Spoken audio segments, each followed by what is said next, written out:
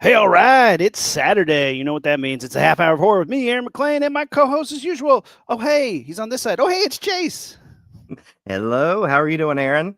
Doing all right. It's cold out here. Boston is a chilly spot this time of year. I think it was -3 on Friday when we started, and that was chilly. Here, I Yeah, was that. complaining it was 35 here in North Carolina. Ah, Oh, yeah. All right. Today's a fun day. We have a special guest with us, and we're about to invite him to the stage. He just jumped in, so let's add him. Oh, hey, it's Mike P. Nelson. What's going on, Mike? Oh my gosh, how's it going, guys? Oh, we're great. super excited. We were just saying, it's cold out here. I'm in Boston right now filming a show. Where are you? Minnesota. So yes, cold, lots of snow on the ground, and funny enough, like I mean, the last couple Decembers we have not had a lot of snow in December, Yeah. and yeah, we started off with a bang this year. Like I think it was like the first day of September or just before it, like like late November, just got dumped on. So it's nice. It's like it feels Christmassy this year. Polar vortex. Nothing Nice, screams Christmas nice. like a polar Yes, vortex. Is that your physical media collection behind you? yes, it is. Yep. Yes. Oh, Now more than ever, physical media is so important. Yeah, Hmm. Chase always has a huge media collection. I got a big one as myself. We are There it such is. proponents of physical media, and especially now, as everyone has seen in the news, I Yes. think physical media is going to be really important. We'll get to that. I think we can't escape this conversation while talking about what's going on with Netflix and Warner Brothers. But we'll do Yeah. that at the end. We want to get into the Holly Jolly. Mike B. Nelson, you're a director. You've done some incredible stuff. Coming up, you have a movie about to release that we are. I'd say it's our most hyped release of 2025 on this show. You're the director of the new Silent Night, Deadly Night. So congrats on getting a movie out there, man. It's huge in this day and age, but also one that people are really stoked about. It looks amazing. We saw the retro trailer drop this week, which was mwah. Tell us Yes. a little bit about that, about the movie. Give us a little hype. Yeah, I mean, honestly, so I actually just got back from LA. We premiered the movie on Thursday night out in Wow. West Hollywood or North Hollywood. Yeah. Gosh, anyway, Yeah. yeah, it was really cool. They had like a cool little after party. Like they really went for it. And this is cool because it's kind of been like my first like very specific themed premiere Yeah. for a movie with like a decently like wide release and um so yeah, it's very exciting. And yeah, it's great reactions. People were very excited. It was just fun to be. I'd never seen the movie on the big screen with an audience, so to sit there, like I just sat right in the audience and just watched. I introduced the film, and then we just watched the movie all together. It was a packed house. It was so much fun. That is awesome. Congratulations. How is Silent Night, Deadly Night a movie that you wanted to make? Did they tap you to make it? How did you get it on this project? How did this become a reality? So yeah, so after I did VHS 85, Mhm. Which is uh, awesome, by the way. We love love it. thank it. you. We love VHS 85. Yeah, Brad Miska, who I had met through that, reached out and was like, "Hey," I mean, at the time he was at Cineverse and Bloody Disgusting, Yeah. and he was like, "Hey, man, we Cineverse just picked up the Silent Night, Deadly Night rights, and we're working with the original producers, Scott and Dennis. Do you have a take?" And I was like, "I mean, I don't right this second, but I can come up with one." Because I mean, with an opportunity like that, and I've been saying this like now because I've been doing so many interviews, but this is the reality. It's like when something like that kind of comes to you, you just like first of all, you don't say no. I've always wanted to do a Christmas horror film, and Yes. so it was kind of like if this is the door is opening right now for me. I'm gonna go for it. And so yeah, just I think it took a week or two and kind of came up with an idea. And I was like, I know that this isn't necessarily a straight up Silent Night, Deadly Night take, but I'm gonna go for it. Like again, it was important to me to like do the Billy Chapman thing and reintroduce like a new take on that story. Yeah. But I had my own thing that I wanted to do with it too, so did it and pitched it, and they all really liked it. They said let us think about it, and they came back and they said, yeah, like we'd love to like see you like outline it, like give us your take. And uh did the outline, and I mean basically what the outline was is I'd say it's like 85 to 90% what the movie ended up being. That's awesome. Awesome. Now, whenever you were announced as the filmmaker for this version of Silent Night, Deadly Night, I personally was really excited because you did back in 2021 what I thought an excellent job. I wouldn't say a remake, but more so a reimagining of Wrong Turn. Now, do you think that kind of also the fact that you were able to take a previous film, kind of give it a new take, a new spin? Did you kind of take like, were you inspired to do that with the Silent Night, Deadly Night as well? Yes, I mean the thing that I sort of the motto that I kind of live by is like if I'm gonna take on an IP, like the film almost has to be an original as well. Right. Like I can't just do a straight up remake. I just don't think that that's doing anybody any favors. Right. Absolutely. And I know that that is also risky. You make a lot of people angry, but also a lot of people happy at the same time. So it's not, you can't win them all. Like let's just No. put it that way. But one thing that Wrong Turn taught me was like, if you do go for this, and if this is what you want to do, if you are willing to take on IPs, you got to be ready to like to bear the brunt, but also like to look, you're gonna in the end you're gonna make a film that you're more than likely feels more like you, and that has more of you in it, and you're less like sort of locked down to like what the original was. And for me that's the biggest thing is if I'm gonna make a movie, like it's got to be so important to me, and I'm not just gonna sit there to do fan service. I'm sorry everyone, I can't, that's not my MO. Like whether I'm doing an IP or whether I'm doing an original, that is my focus, is to make something original and unique and something that's going to surprise you. So like that's my goal. Love it or hate it. It's awesome though. No, that's a great way to live it though, because at the end of the day, I mean, you're not dealing with Star Wars here, something that has this like rabid devotion. It's Silent Night, Deadly Night, which I love the original. I even like one of the remakes, but like the fans have to know that like the original is what it is. We love it because it's cheesy, because it's fun, but it's not like this holy grail of a film that we have to hold up on a pedestal. So it's like, yeah, if you can't have fun with it and the director can't bring something new to the table and say like, it's a guy in a Santa costume killing people at the end of the day, let's see where you can go with that. And I'm Yeah. so excited, man. We really are. Like, we're stoked. You also have you're the latest and only person in almost 13 years to do a Jason Voorhees on screen. Yeah. And yeah, it's a cider commercial, but you got to direct Jason Voorhees killing people. Yeah. How cool is that? Cool. Did that have weight on it? Yeah, I mean, obviously, again, it's similar. It's like you get that call, and you're like, yeah, I'll think of something.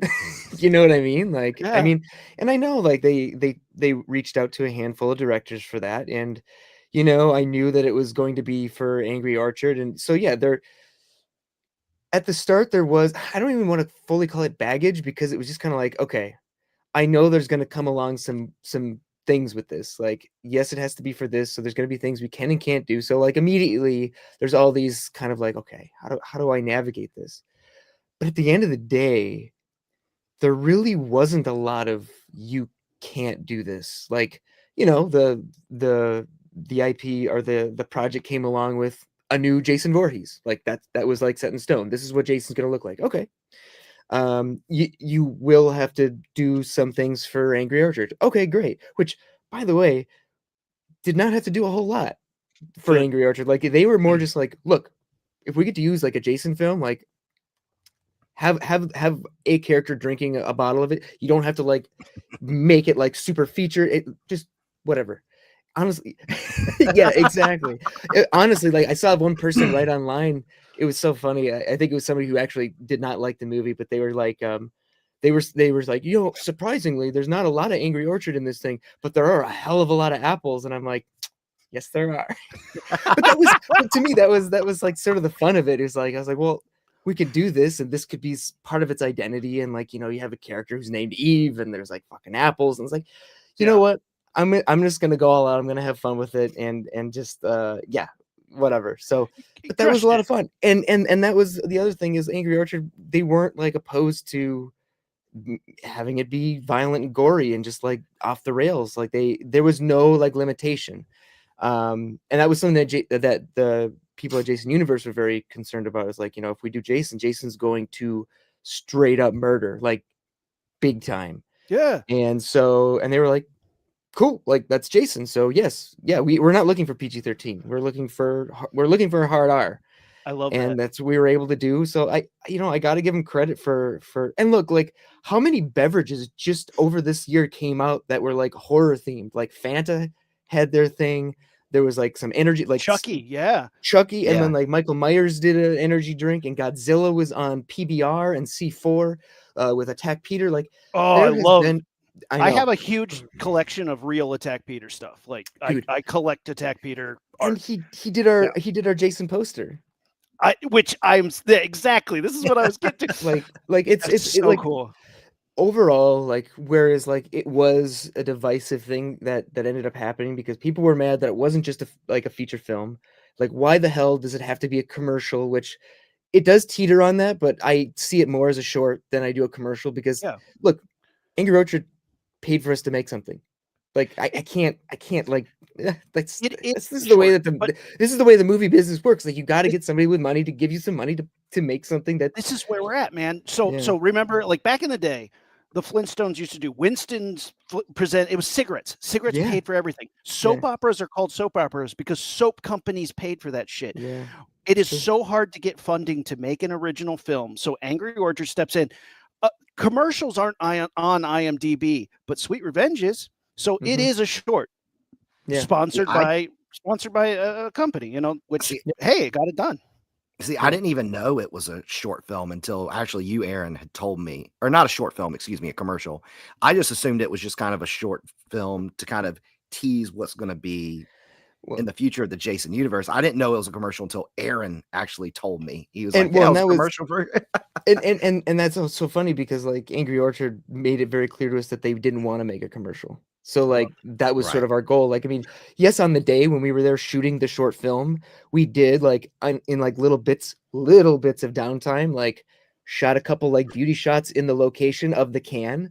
And we let like a kind of a secondary team go and do that. But like, okay, so what? Like, we got to let Jason like grind up a guy's head with a boat motor. Like for me, that's a bucket list thing. I had my place. I got my place in the Friday the 13th history franchise, whatever you want to call it. It was a blast. We had such a good time. We had an amazing crew. And I mean, God, we'll see what happens moving forward with the feature, but I know that they're doing it. Like they're really, that's where they're putting actually so much of their eggs in that basket right now, and that I can tell you for sure. That's awesome.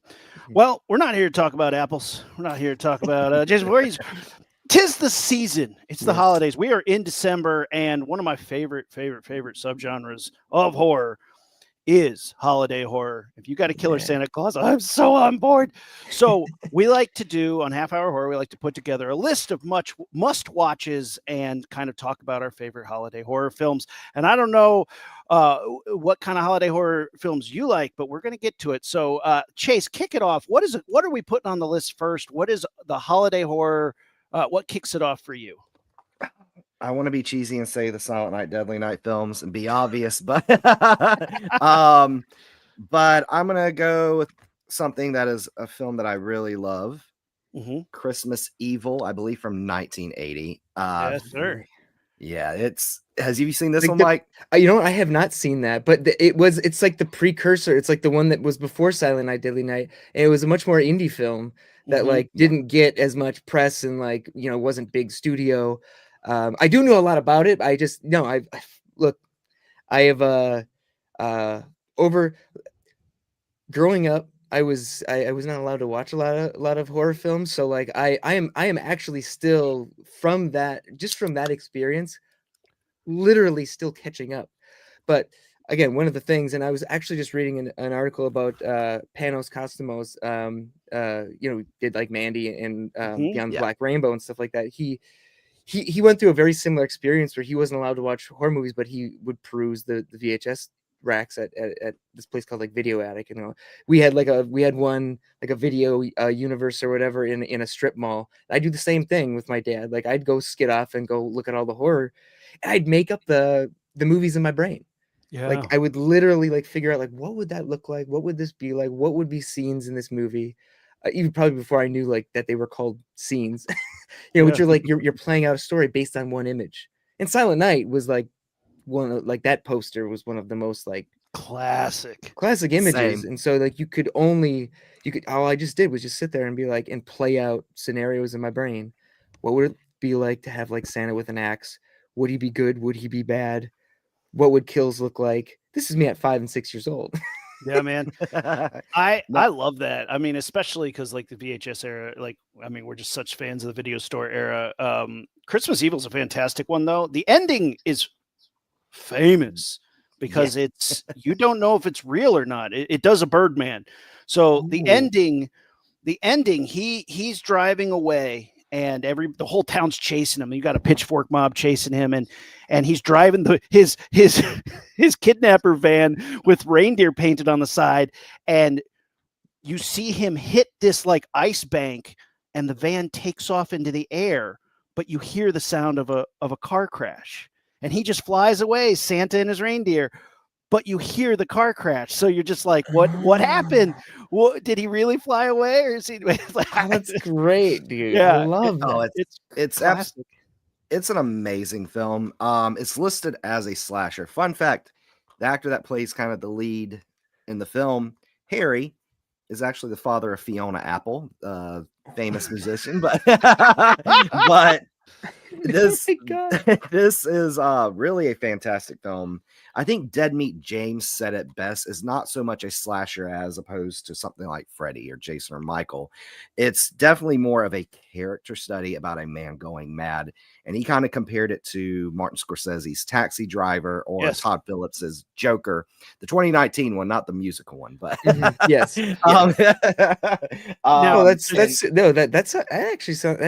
That sounds great. Like I said, I have some homework to do. It's been a busy year, and honestly, like I have so much more to catch up on when it comes to honestly just horror movies in general. I've been year to year, I'm packing those into my slate, because like I also love like I love fucking action movies too. So like I'm always like trying to catch up on that, and like I'm just. And like, like with DGA stuff, like I don't get to the movie theater that often. And so like when like screeners come by, I'm like, oh my God, like I get to actually like take the time to like sit down and watch some of these now. I mean, I work in the industry, and we're on a show right now. It's like, that's 14-hour days, man. You don't get to going home is like a shower in bed sounds great right now. People are like, you should watch this movie. I'm like, I'd love to. I know, dude. That's the thing that I found out is like, as soon, like I had probably watched more movies before I started making movies. Right. And then I started making movies, and like my watch, and this sounds terrible because it's like you have guys like Scorsese and like these directors who are like, they're like, it is their religion to sit down and watch movies. Yeah. And I'm like, I need to get into that again, because like I'd watched so many, and then I'm like in the midst of making, and I'm writing, and I'm just like so, but what's really funny is like as a horror director, I find myself, and maybe it's just also because like I'm a family guy too, and my son is younger, and I tend to watch so many other things that aren't horror. Sure. And I will tell you one thing right now, like I love making horror and genre. So like, but I pull so much inspiration from films that aren't horror. That's great. And so much of like stuff that I write and like stories and like character based stuff is like, I get fucking inspired by things like Pixar and like I watch so much animation. Dude, you're always watching animated stuff. Yeah. And like going back to just like early, like 90s comedies and stuff like that. And like, I'll tell you what, like we didn't realize at the time like how lucky we were to get some of those. Like they were, because now you look back at some of those, you're like, damn, there was some things going on. Like they were able to like really, hit you emotionally and stuff like that. And I think we miss some of that now. I think we get so bleak and dire now, even in a lot of our comedies. And first of all, where the hell have comedies gone? I don't even know. I'm like comedies. I'm not talking like saccharine shit that's like shot in like 20 days and like whipped up and quickly thrown out on a streamer. I'm talking about like movies that like went out.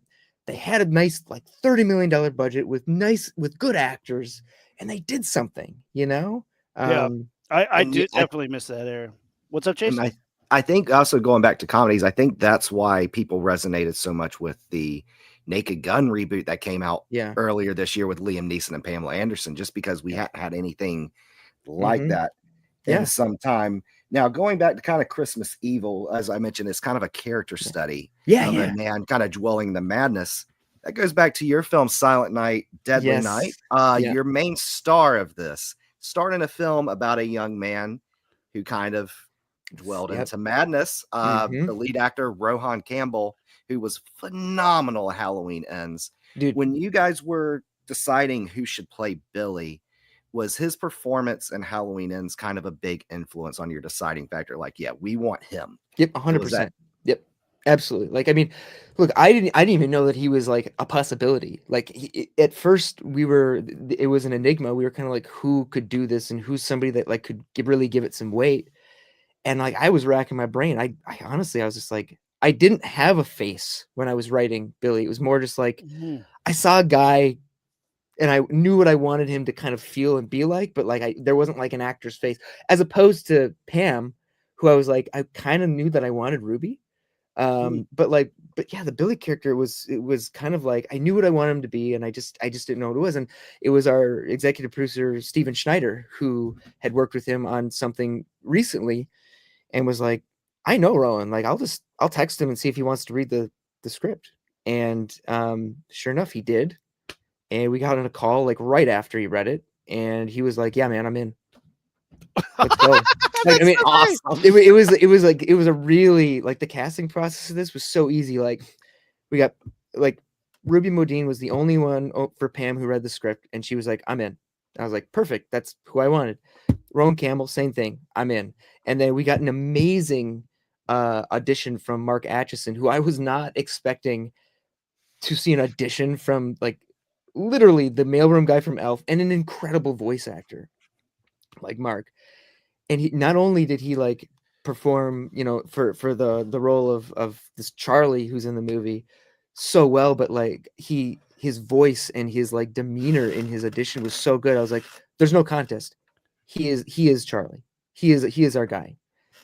So casting are like we'll say it are like 3 leads. The easiest casting process I've ever gone through, ever. Amazing. I mean, Of course, that's kismet, man. It's meant to be. And of course, like Ruby Modine, I know you had worked with her father, Matthew Modine, on the 2021 Wrong Turn, and she actually sang the end credit song at the end of Wrong Turn too, which I thought was awesome. Yeah, and we actually had her do a rendition of Silent Night in Silent Night, Deadly Night. So yeah, dude, when you have an incredible like vocalist and musician like Ruby, like you put her in the movie and you have her sing a song, because incredible singer. So I'm gonna put another movie on the list. This is one from 1989, and this is one that is a hidden gem for me. When I found it, I was blown away. Dial Code Santa Claus. So years. Nope, I have not seen that either. Don't worry about it. No, don't worry about it. Nobody's seen this movie. This is what I. Oh no, but I think I just. You may have heard. There was a post that just came up that I read about this movie. It sounds really no. Okay, pitch it, because I have to see if this is the one that I've read about. So Dial Code Santa Claus is years before Home Alone comes out. It's about a little boy in his rich ass mansion. Yep. And an evil killer Santa Claus shows up and attacks him, and he sets all these traps to kill the Santa Claus. It is bananas. So the film, it's directed by Rene Manzor. His son is the main character, and he puts this kid through hell, and it is brilliant. The guy who plays Santa Claus, you're like, where'd you find this guy? Is he real? Is he actually a killer Santa Claus? Like, what is going on? He is the French voice actor who did The Godfather. Like he is the Godfather. If you watch Godfather in France, he's the one being like, I give him an offer they can't refuse. That's him. There's a scene in this movie where the whole thing is the kid's trying to save his grandfather who's like old and injured, and the Santa Claus is trying to kill him. The Santa Claus kills his dog, so he gets all John Wick on him. They get in this sports car that him and his grandfather have been building, and they try to drive away, and the Santa Claus jumps on the hood and takes his head and goes whap and headbutts it and keeps headbutting it until it breaks the glass. And I'm watching this and I go, oh no, that's not a stunt. And sure enough, I look it up and he's bleeding from his cracked skull. The actor was in the moment and smashed his head open on this windshield and broke the windshield with his skull. It is unbelievable. And you're like, that guy has brain damage now. Horrible, horrendous brain damage, all for a part in a movie. The movie, I'm hyping it up and selling it very well because that's what I love to do. But it is slow. Like there is a lot of this kid just like crying and crawling and hiding, but he goes full Rambo on this guy, and it is pretty brilliant. Oh my gosh, I have to. Yeah. This is one I have to watch this year. I am all about this. It has a lot of names. 3615 Code Pierre Noel.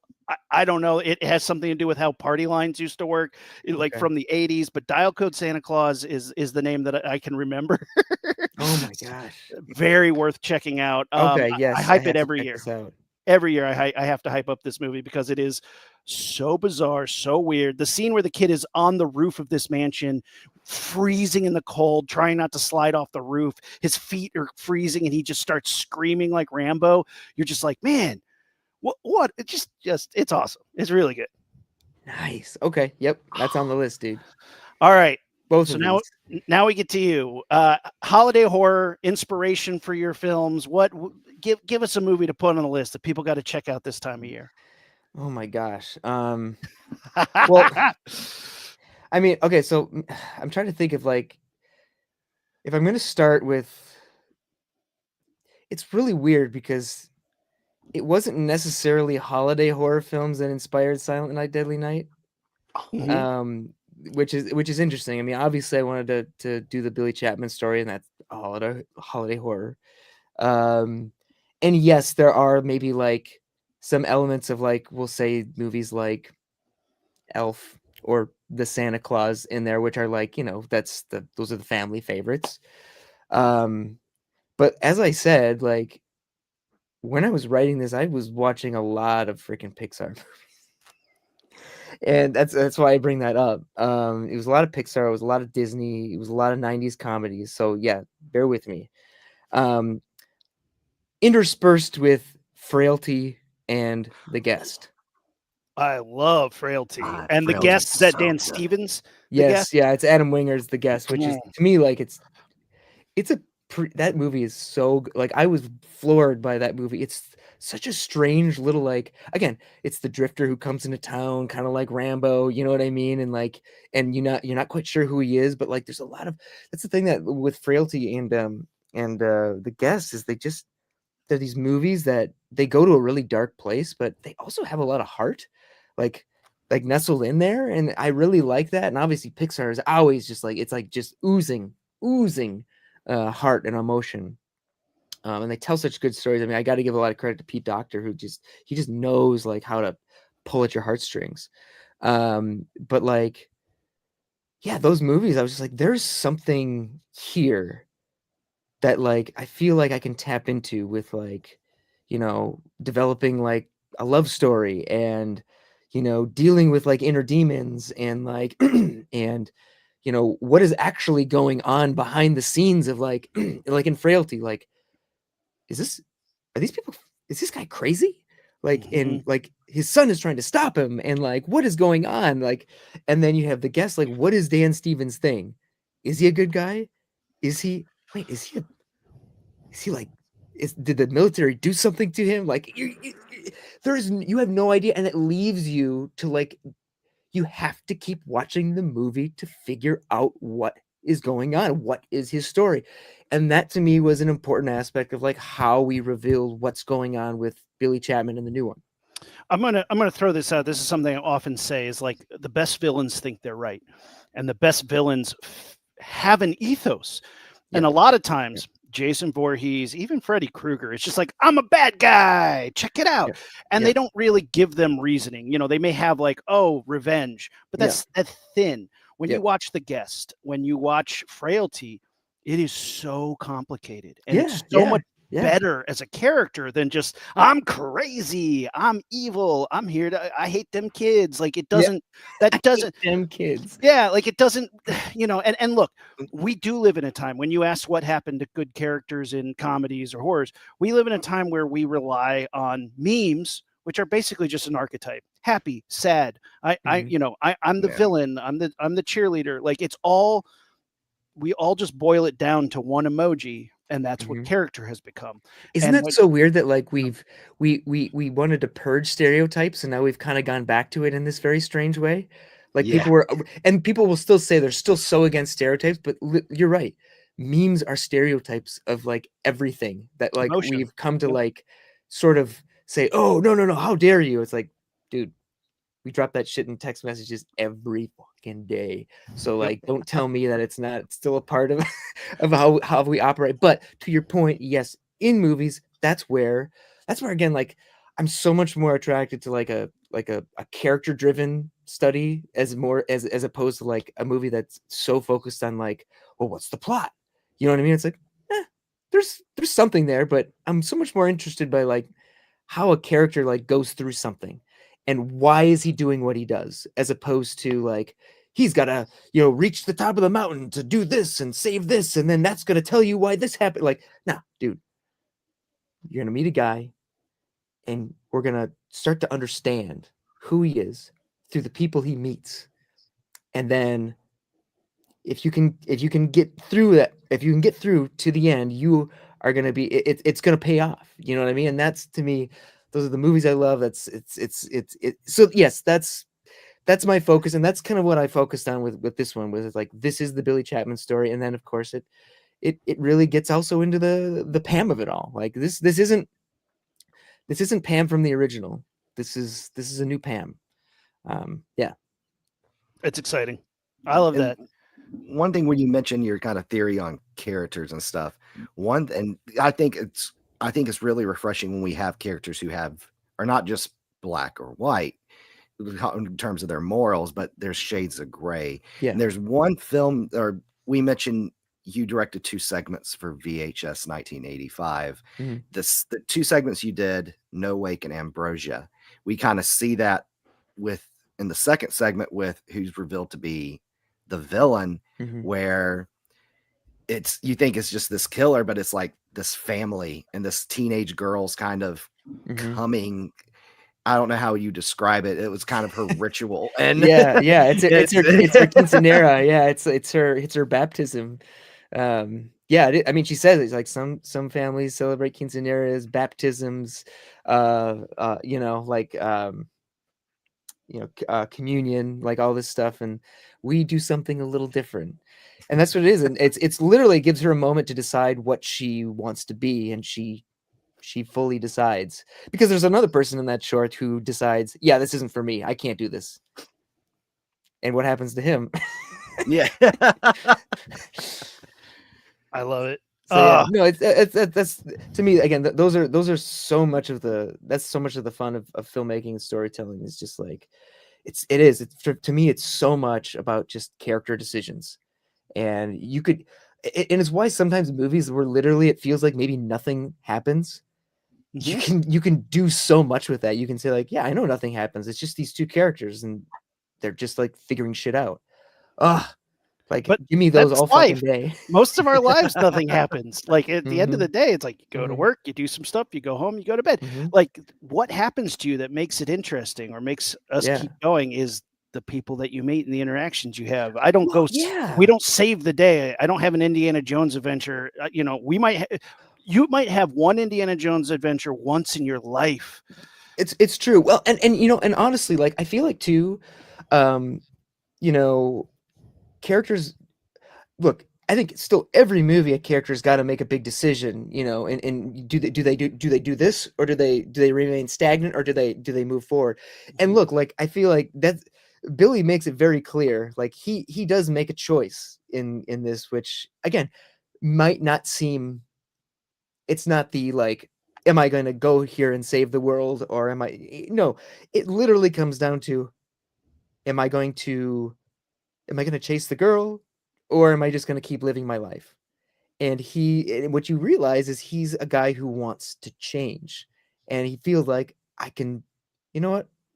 I think I like this girl. I want to go after her. And that is him going down the dark, scary path, because he's not good at this stuff. If only he's fucking great at killing people, but man, he ain't good with the ladies. I was gonna say, yeah, I want to chase this girl, but there's a pile of dead bodies in the way that I know have to contend with. This is the problems you throw at people along the way. Exactly. So it might not be as cut and dry, or as big of like a motivator to, like, oh my god, like there's this scary path, but like to me, that's almost more universal. It's almost more relatable when like you can almost bring it down to that smaller scale, when it's like you are making these big life, like in your life, they're big life decisions. Like, what do I do here? And you come with all your baggage, you come with the demons and the darkness in you, and you are going to expose that to somebody that you don't know, and then you realize, oh shit, you also have a bunch of demons and baggage, and how do we deal with this? And actually, does this make us better? Yeah. or is this going to make us like freaking explode? That's interesting to me. I love that kind of stuff. The original film, the original Silent Night, Deadly Night, was met with such harsh criticism and backlash, and one of the biggest opponents of the original film was a famous actor named Mickey Rooney. Oh god, yeah. He wrote letters about how much he hated this film, and how they're bastardizing Santa Claus, and like how horrible it is, only to appear in Silent Night, Deadly Night 5, The Toy Maker, which is, there he is right there. such a dumb movie, but oh my god, I watch it every year because it's so weird. It's so weird. Silent Night, Deadly Night 5, The Toy Maker, starring Mickey Rooney as a character named Joe Petto. Whoa, didn't want to take another stab at that naming? No? All right. Oh, you're going to put it on a giant sign in front of his toy shop. I don't know why anybody would ever go into Joe Petto's toy store, but okay. No, absolutely not. He has a son named Pino, who again just is the weirdest. Pino and oh my god. Yep. Yeah. Whoa. I know, it's too much. It's too much. It's so. Oh, and then there's a bunch of killer toys brought to life by the famous Screaming Mad George, which is one of my favorite makeup effects artists. It's great stuff. It's hysterical, is what I like to call it, because it's hysterically bad. But yeah, it is an every year watch for me, because I just die laughing how bad it is, and the fact that he went from being like, I hate this franchise, you're just what a horrible stain on cinema and humanity, to be like, yeah, I need that paycheck, put me in the fifth one. Sure, I'll star in the fifth one that came out 10 years later, straight to video. It's so bizarre. Like, what, I know you ask yourself, what is going through their mind when, like, did he forget, or is he just like, whatever? Like, we've moved past that. I fully believe he has no clue what movie he's in when you watch this. You're just like, what? Yeah. I mean, that's obviously it's fucking hysterical that like that even happened. And I know that's been like a huge thing that, like, oh my god. Yeah. Fuck. That's Did you watch any of the other ones in preparation? You don't need to, because they have nothing to do. I mean, obviously I rewatched one again just to kind of get reacquainted with it, because it's honestly, one was not like an every year watch. It was like something that I'd watched, I watched later in life, but like, then hadn't watched in a while, but like, so I knew a lot about it. And of course, like, it's one of those movies that like never. It was always so bleak that I never really liked it as a Christmas watch. Sure. Because like when I want, dude, honestly, when I'm watching Christmas movies, I'm like, honestly, it's now, granted, like Black Christmas, it's also not like necessarily a happy movie, but for some reason, like Black Christmas for me is like, to me, for some reason, as bleak as that movie is, I can still, that to me feels like a movie I can get behind at Christmas time. I don't know, like I don't know why I'm like so invested in, and maybe it is because it has such an atmosphere. Yeah. Yeah. Silent Night Deadly Night to me is a tonal mess, but in the best way. Like it's so tonally weird, and that's what makes it sort of, that's what gives it its charm. Yeah.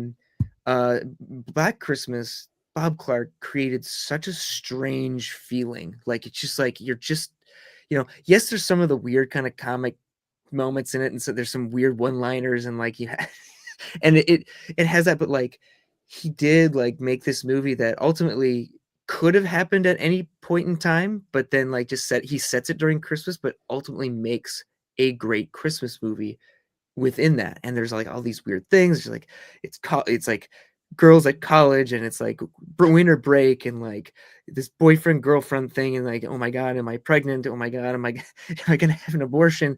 The dad who comes to pick up his daughter doesn't realize that she's dead up in the attic. Like there's just like, and then put this all together with like a Drunk weird Margot guy Kiddo. who we have no idea who he is, never understand who he is. And I guess the only bits and pieces that could make us understand who he is what he's saying on the phone conversations. Is that even him on the fucking phone? You're wondering. And then like, Uh-oh, he froze. Are you still there, Chase? Yeah, I'm here. I'm good. Can you hear me? I can hear you. All right, Mike Okay. froze, so maybe he'll come back in a second. I don't know. Yeah, Black Christmas. Black Christmas, amazing film. Again, I completely lost you guys. You're back. Yeah, sorry. Like it all cut out for a second there. Anyway, it's just so excited about Black Christmas that you broke the stream. I know. No, in any case, it really he really set a great like feeling of dread, kind of again wrapped up in this kind of warmth and like exactly how you feel like Christmas should feel, with like the carolers and like C9 lights, and like it was, and everybody's dressed in like these cozy sweaters, and like, wonderful casting. I don't know, dude. It just felt cold, and like you had felt warm in the sorority, and like, I don't know, like he really nailed. I mean, obviously, then he goes and does Christmas Story or whatever. Yeah, one of the best Christmas movies. He continually made some of the best Christmas movies we've ever gotten. I mean, that Christmas Story is one of my all-time favorite movies, just in general. Just the way it's written, like a story. The Sam Shepard stuff is so good, and then the Black Christmas is, like you said, it has so much character to it, and you really care about all of them. So then when they start getting knocked off, you're like, no. And Drunk Margot Kidder is oh god, she's fantastic. I mean, so good. And I mean, the thing is too, is like, I think what I loved about it too is it didn't do, which again we're maybe a little guilty of in ours, but we're also paying homage to the original. Like it didn't depend on gimmicky deaths. It was like Billy, what does he do? Suffocates somebody with a plastic bag that is like draped around a coat in a closet. Yeah. What does he do? He stabs somebody to death with a crystal unicorn.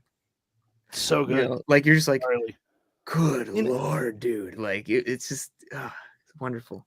And I think with Black Christmas, the original one, I think what makes it so great, everything you had mentioned, you have well-written characters that you all love, and it's just nobody feels like they're just there to pile onto the body count. I know a lot of people consider this to be the prototype slasher, along with Texas Chainsaw Massacre, which came out that year, and I agree that I think not revealing the villain, you never see him other than shadows, his eye, dude, hand. It's the scariest imagery like ever, because it makes you really feel unsafe, that you can't see him, because you feel like you're in the shoes of the people in the house, and you're in the house with this guy. And I think that's, it's brilliantly done. And again, a movie where like kind of a meandering film. you know, but that really just has a great feeling of dread, which is between the characters, and that feeling of dread really creates a great atmosphere, and ultimately like one of the more perfect Christmas horror films, strangely enough. It feels so real. I mean, Olivia Hussey, who was in Romeo and Juliet, is just such a good actress. And to have a film that really is dealing with themes of abortion and, autonomy and she wants a career, and like, that's super progressive for the 70s to put into a movie. And it's so impressive to see that, to see a movie deal with that. And yeah, it's wrapped in some guy killing off co-eds, but like, it is dealing with some heavy stuff, and it does a great job. I think it's a brilliant film. I really think it's one of those things that to call it a slasher is not giving it enough credit, but also it was okay taking its time to branch out of, you know, like what maybe you went to go see the movie for, you know what I mean? And but that's the thing I feel like people forget, and I feel like a lot of, like, when people are getting movies made now, taking some time to spend time with some characters that are like outside of like just the typical cat and mouse or the chase or, oh my god, something scary is happening. Sometimes stepping out of that and letting yourself marinate with some people for a few minutes, to make them to ground you with them, is not a bad thing. And I mean, I don't feel like that always works, especially if you don't have good performers. Like, I think, like, if you don't have good actors, yeah, good luck with that, because that's going to be painful for everybody. But Right. if you have good characters with good chemistry, take some time and let them get under your skin, like in like more dramatic ways, because then when the scary stuff happens, when they're put in those situations, it does feel more real. Because they went through something that feels very real and very like connective to like what goes on in everybody's life. And then you are with them, and you're like, oh my god, I've dealt with that before, and now there's this guy that's like hunting me, dear Lord. Absolutely. I mean, and I think Black Christmas nails that. Not very, and it's hard to get that in a slasher movie, because again, you showed up to see some kills, taking time, taking that breath. I think a lot of times producers are like, cut that scene out where they talk about their birthday cake. You're like, dude. It's like they don't want to take that time, but you go, yeah, but if you do take that time, now I'm connected to it, because the audience goes, hey, I like those guys for whatever reason. It doesn't have to be about anything important. It's usually about nothing. But those are the moments that make a good one. Chase, what's one of your boxes you got there? I was tempted to go non-horror and talk about horror, obviously, with like with Wrong Turn and No Way Can Ambrosia and like all that stuff. Like I love that, and I'll be the first to say, like, I am not done with my with my cult horror outings. Like, I will, when I get that right project, or if I'm writing something, like, my mind is still very much there. And I don't know if that's just, because like, I don't know if it's just growing up in the church and like, always being scared of Satanists, but then like also like being in a church body and like feeling what that felt like. And like, so then when you see, as somebody, seeing other groups of individuals that like have their own, we'll call it a sect or something, there is something that is very unsettling. I don't care what thing you're a part of. Like, there's something very like, that is strange to an outsider. And, and especially when you can be in that, and as a movie, you can enter that and show an audience behind the curtain. And that's Eyes Wide Shut. Yeah. Yes. Eyes Wide Shut is the best the best Pinhead movie without Pinhead in it. Like, it really is. Oh, dude, that's actually really well said. It really is what you see through the keyhole that you're not supposed to see, and then it haunts you. And what's so interesting about Eyes Wide Shut, and I saw this in a college class that was purely Kubrick. All we did was talk Kubrick. Yeah. Eyes Wide Shut is a movie that what Tom Cruise sees emasculates him, and he tries to confront his wife about it. Be like, no, I'm a big dude, right? You still, and she's like, no, yeah, anybody can have these feelings. I have feelings of desire outside of you several times. Doesn't mean I don't love you, but sure, I window shop. And he was like, oh no. And then he starts to look and see it everywhere. And it breaks him. It It breaks honestly him. breaks him. I mean, Mhm. he basically takes 2 days and just strolls just Mhm. to find, he goes to meet a sex worker, goes to her apartment, And can't he go can't go through through with with it. it. He Yep. goes to, it turns out, like you mentioned, the cult, that underground sex cult, can't go through with it. And it's just, he wants to feel like a man because basically his wife telling him, hey, I have fantasies about other men too. Yeah. It just breaks him. And he just Mhm. wants to go and find a, get laid just so he can feel like a man again because his wife telling him that just ruined him. And then Mhm. it just, honestly, it's just honestly just him going insane, temporarily Yeah. insane. Yeah.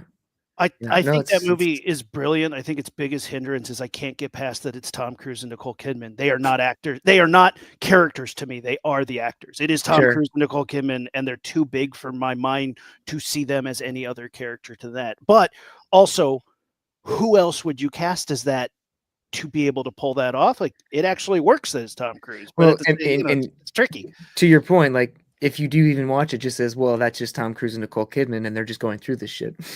It's which yeah, hey, great. It is. I don't think it's Kubrick's best, but as far as Mhm. like a film that sticks with you, it sticks with you. Well, again, like Black Christmas, it creates this really uneasy tone and this feeling of dread throughout it. Like Mhm. I saw it in college for the first time too, and it was like again not a movie that I was. It's again because you're like, oh my god, like I have to watch everything Kubrick's done. I just like have to go through it. College is like the perfect time to do that. So like Yeah. you're like combing your way through it, and then you get to his final film, and you're like, Yeah. okay. Yeah. And but yeah, I remember on that first watch, I was just like I didn't know what to think of it, but I did remember very specifically how it made me feel. And yeah, it was yeah, you're very uncomfortable. And I think that the thing is he did the feeling of dread, that guy that's like following him through the streets, or is he following him? Oh, he's following him. Like just very strangely, as like maybe complex of the movie is, like he uses very simple things to create this feeling of dread throughout the movie, this feeling of being watched, this feeling of like of uncertainty, that again sometimes filmmaking at its simplest is its best, Yeah. and that's when you are allowing the audience to sort of look underneath and be like, what am I taking from this? What underneath is really affecting me?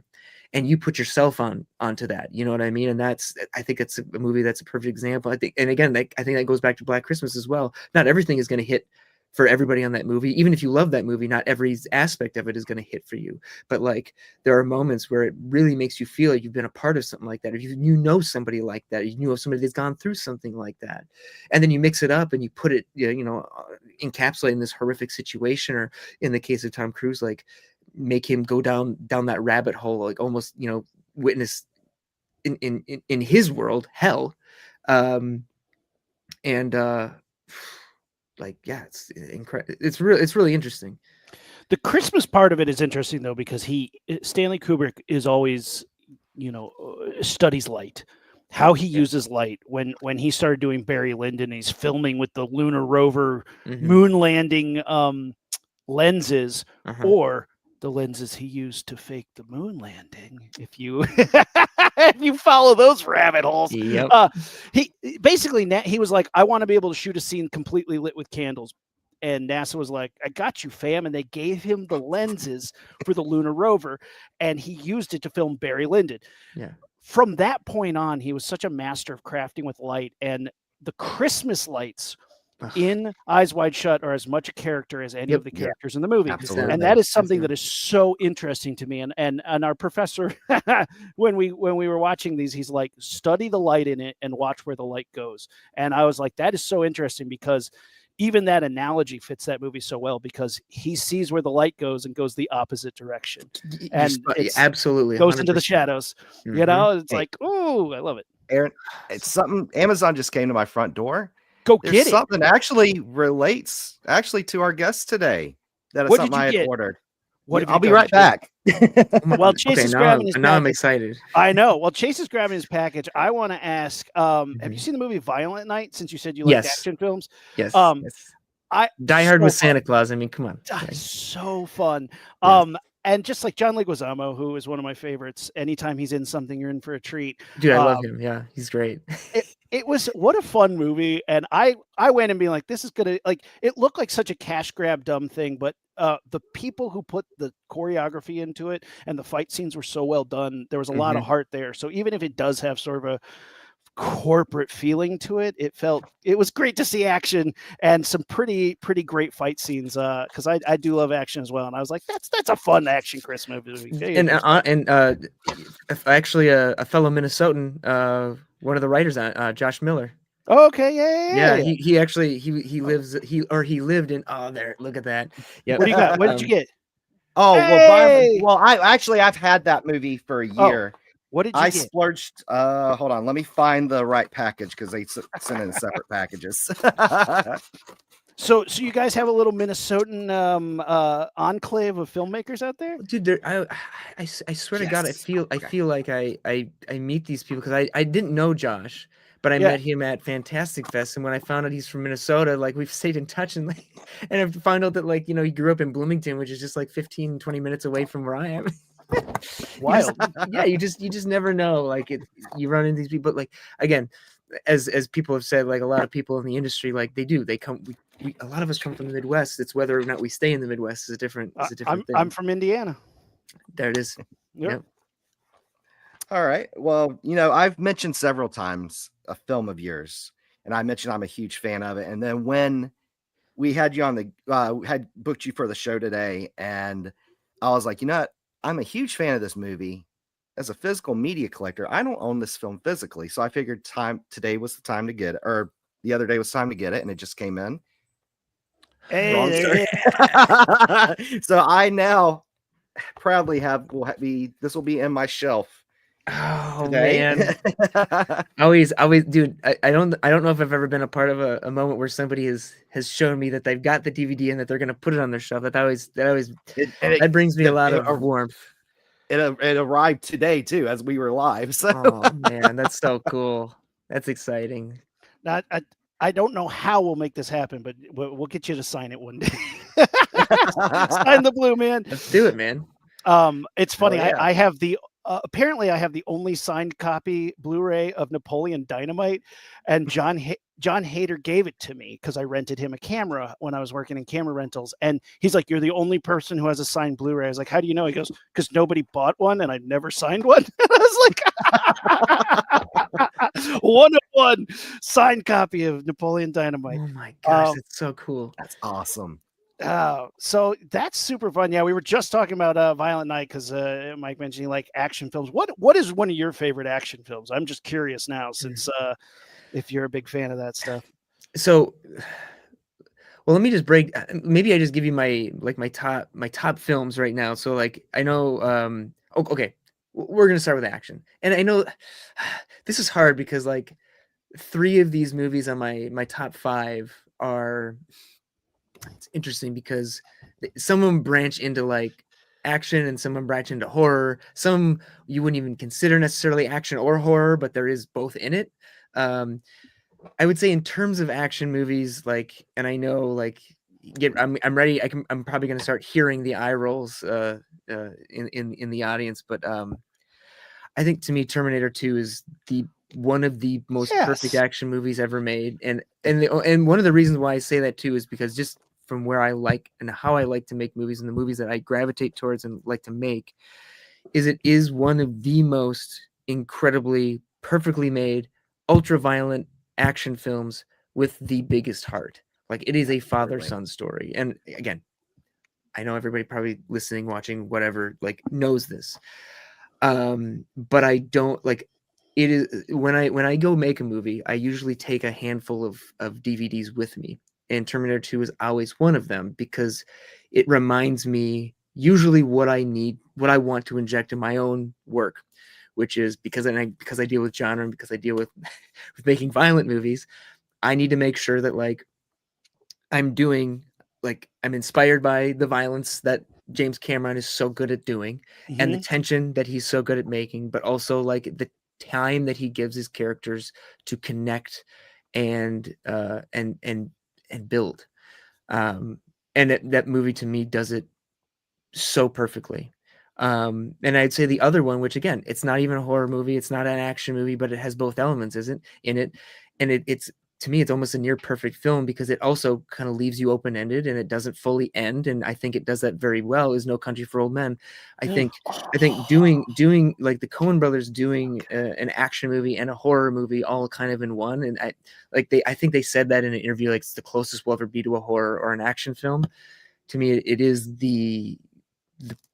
I think it's all their magic that they've ever done in any movie, you know, from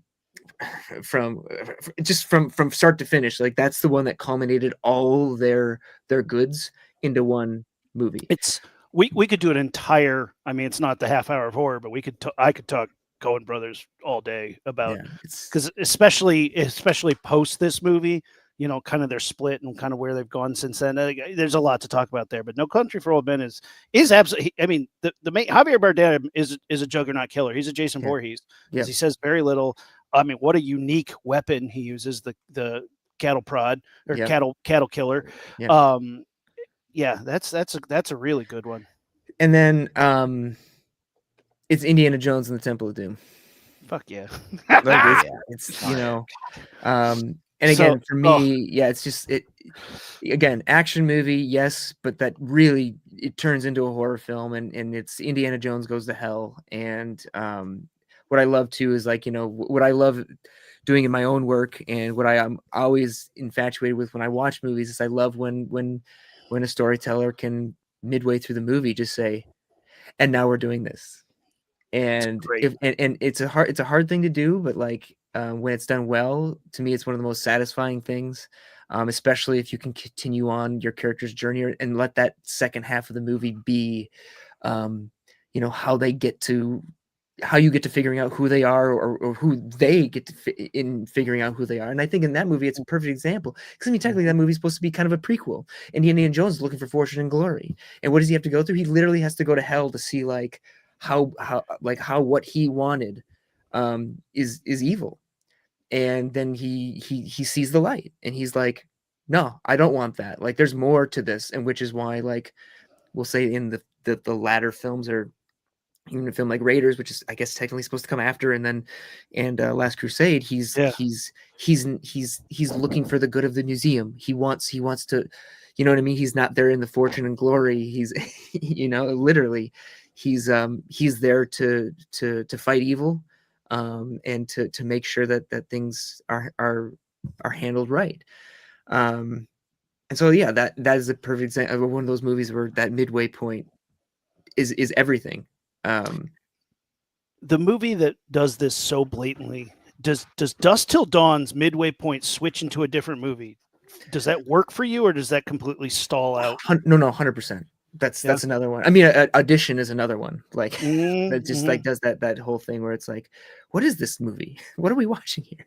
It's just like, what were you doing, man? Like, and not to say that what she does is good, but like she very, very interesting twist on that as well. And but I like things like that. And, you know, it's like something that we try to do with Wrong Turn as well. It's like it's a fun, you know, kids going to the woods feels like a slasher movie, and then it's like, no, you're going to a court, you're gonna get executed. Yeah. And that was, but I mean, that was also my nod to Temple of Doom. Like I literally wanted to take like kids in a horror slasher movie and like take them to hell and see what that felt like. And yeah, so fascinating. One thing that I find interesting is when you mentioned Terminator 2, Indiana Jones. Those films have a lot of atmosphere and these great cinematography, especially in Wrong Turn and even in The Domestics, which I actually watched for the first time last night. Your film, dude, you know, that means a lot. That's like that's a deep cut. One thing I love about your films, especially with like The Domestics and Wrong Turn, they're both very gritty and kind of, but they also have amazing cinematography and these great kind of landscape shots in your films. And that's one thing I really appreciate. You take one thing that I really love about horror, this kind of gritty, raw realness to it, but you add this kind of big feel of like landscapes and amazing cinematography World, and man. amazing Yeah, shots. world. Yeah. Oh, thanks, man. No, I appreciate it. I mean, I think it's one thing that I like to do is even if it's something that feels like it's on a smaller scale, or like we're just in like a microcosm of the story, it's fun to world build. Even if you're just giving a winks and nods or building lore, even if you are just like hinting at it. Um, like, there's so much lore to all those movies that I've done, like that I know how deep it goes, but like we only have enough time or or budget or whatever it is to show you this small thing, but it does go beyond that. And, Domestics, we did that. Wrong Turn, it's also there. There's so much more beyond what we were able to show you there. Even like No Wake Ambrosia, like there was always things that we talked about and played with, like when I was writing, where I was like, how far does this go, and how far does this spread out? And like it does, it goes beyond that. And I think knowing that allows me to, like, in those smaller microcosms, like, not be afraid to take it there, if you will, and like do some crazy stuff because I'm like, yeah, because it actually does get weirder. I love that. I love that, man. Well, look at what happened. Our half hour of horror turned into an Oh hour, my just like gosh, you that. guys, time flies. Oh my God, it is. Oh Jesus. Yep. No, that's that we every week we go Okay. way longer than we ever supposed to. The name's a joke. But a joke we love to tell every week. Mike, thank you so much for coming on. Dude, Hey, thanks for having me, guys. December 12th, Silent Night, Deadly Night is in theaters. You can pre-order tickets now. Go see it because we're super pumped about it, and it supports indie filmmaking out of Cineverse, and we just want to see more slasher movies like this. Mike, anything else to plug about the movie? Anything else you got coming up? I mean, honestly, just continually working to find the next thing. There's definitely a few things on the horizon which are really, really exciting. I can't wait to start talking more about those. But yeah, and then of course we have the film we did with Constantine and Lionsgate, which is Titan, which is this Amazonian horror thriller that gives a lot of which is sort of our attempt at doing we'll say a sorcerer-esque creature feature. So Now, when you say sorcerer, like you William talking about freaking Sorcerer. William freaking Sorcerer. Like Oh a my huge God. inspiration for it. So like, I mean, take that as you will. Yes, obviously it's not Sorcerer, but like being that, like, we set it in that environment and we put the characters through some stuff that, again, hopefully comes as a surprise, and it's a good dread filled like journey movie. Amazing. So that's something that I'm really excited for, that will be out next year. I could talk Awesome. about Wages of Fear and Sorcerer for a long time too. I Yeah, love it's those good movies. stuff, dude. Sorcerer's so good. Hey, the next time you got a project, if it is you said Titan, come back anytime you want to talk about stuff. We'd love to have you again. I mean, we could talk. I could easily talk film. We could talk film for Just hours keep with you. going. Yeah, I know. man.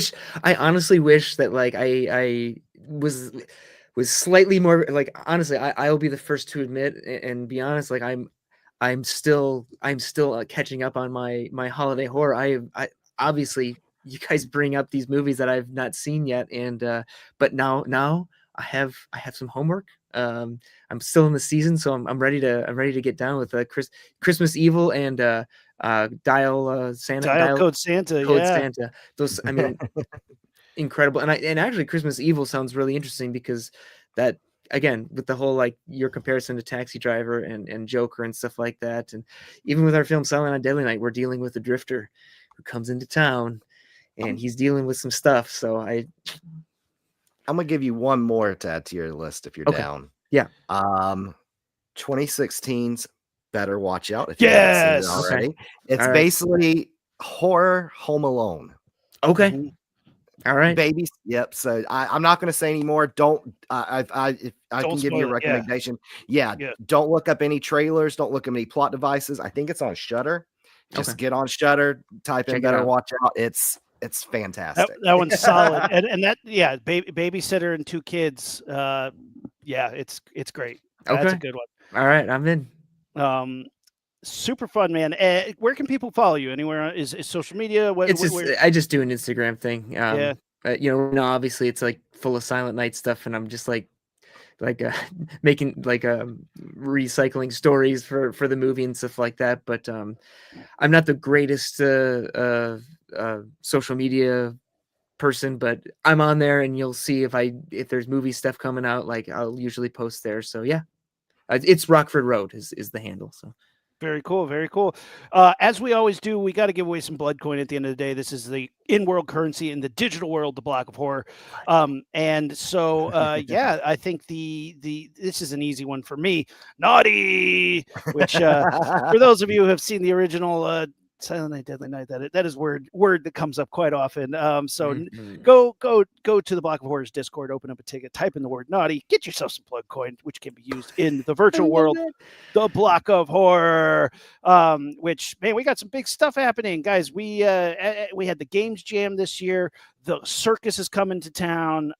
Where we'll have the Clown Shoe Circus starting later this year, or early next year, with a lot of games and stuff, and some crazy giveaways there. So we're cranking along, trying to get this thing going. So appreciate y'all for tuning in.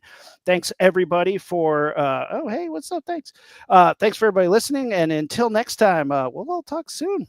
Stay warm. It's cold as hell. Yeah, it is. But hey, man, then you know it's Christmas time. Yeah. Oh, appreciate you. Oh, yeah. What do you got, Chase? Go see Silent Night, Deadly Night in theaters next Friday. And if your theater has an early showing on Thursday, like mine does, which I'm going to, go see it Thursday if you can, dude. And honestly, like if you can make it to an AMC, we got a killer popcorn tin. I'm going to an AMC. Yep. So yeah, it's literally like a cookie tin, like one of Grandma's old cookie tins. Cookie tin. All the sewing stuff in. Yeah, there's never cookies. It's always sewing. And like I was actually able to get one just this past weekend at the premiere, and it is like honestly, it's as what a buddy of mine said. He was just like, dude, that's better than an award. And I was like, absolutely. Like having a popcorn tin for your movie is kind of like the new Oscar. Absolutely, especially for genre guys. Right? I'm serious. Exactly. Because the genre never gets any attention, but to get your own popcorn bucket, I mean, it's pretty great. It's pretty good. Congratulations, Mike. I hope to have you back on when your next project comes on. Let us know if you have anything we need to plug, guys. Till next time. Talk soon. All right.